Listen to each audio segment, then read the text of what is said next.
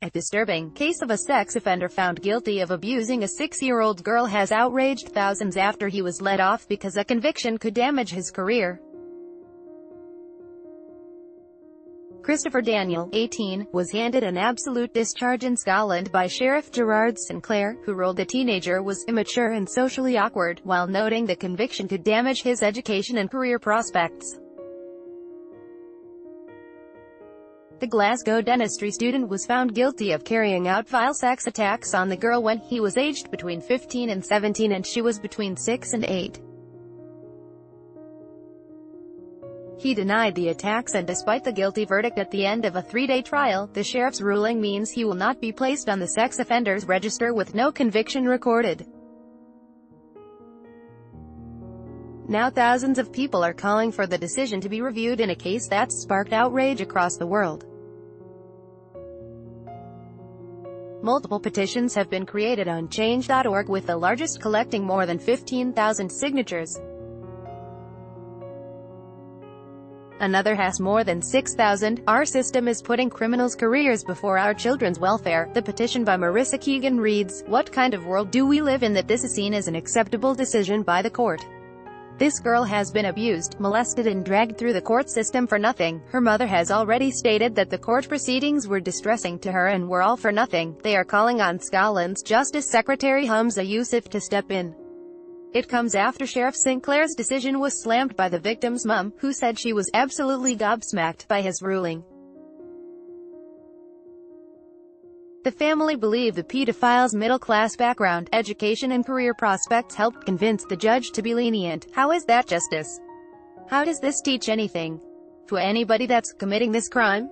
I would get more if I went to a supermarket and stole something, she told STV News. Family contacted police after their daughter told them Daniel, the son of family friends, had inappropriately touched her several times. To make matters worse, a lengthy video interview the victim gave to officers apparently failed, but police said that had no impact on the case. The victim was forced to give evidence for 2 hours in the trial, and was cross-examined for another 2. The Crown Office told the family it would appeal the sheriff's decision, but on January 4 they were then told the matter had been dropped. Sheriff Sinclair explained his reasons for the sentence in a report to the Crown Office. While the family has never seen the report, a spokesman for Daniel's defense said among the factors he gave was a belief that the victim's family were not seeking any form of retribution, and held no ill will against the abuser or his family. Judges don't have to explain their decisions, but mounting public pressure and interest forced a statement from the Justice Office for Scotland, in light of the evidence as to the immaturity of the accused, and the nature of the discussion during which he admitted his actions. The sheriff considered the offense to be the result of an entirely inappropriate curiosity of an emotionally naive teenager rather than for the purpose of sexual gratification. The statement said, "The accused had appeared both noticeably immature and socially awkward, features confirmed by other evidence in the case. It was fortunate that the complainant appeared to have suffered no injury or long-lasting effects," it said. Any conviction for the first time offender would have serious consequences in terms of the accused's future career, and any sentence would mean Daniel would probably be unable to continue his university course. Daniel was studying to be a dentist and was suspended from his course since the matter had come to light. The accused had suffered seizures and had been diagnosed with epilepsy. The ruling continued. During the trial, he presented as someone who, with appropriate support and guidance, could become a valuable contributor to society. The victim's mother, after reading the ruling, questioned if the offender had not done well in exams, would he have then been put on the sex offenders register.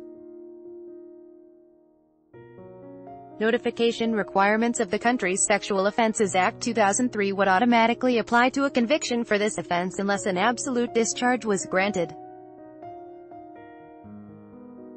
Many have slammed the decision, with Sandy Brindley, chief executive of Scottish Rape Crisis, saying it was difficult to see any circumstance where discharge was appropriate, and Scottish Conservative Shadow Justice Secretary Liam Kerr saying the case was deeply disturbing. A young man has been convicted of repeatedly sexually assaulting a 6-year-old girl, and yet has walked away with an unblemished record, he told media outlets. That is profoundly concerning, and the public outcry has been deafening. It is not for politicians to second-guess a judge's ruling. However, this is such a concerning case that I am compelled to ask for further clarity on this issue. He has asked the Lord Advocate to consider a review in the public interest. I believe most people in Scotland would argue that such an appalling offence should carry with it a clear and unequivocal sanction, he said.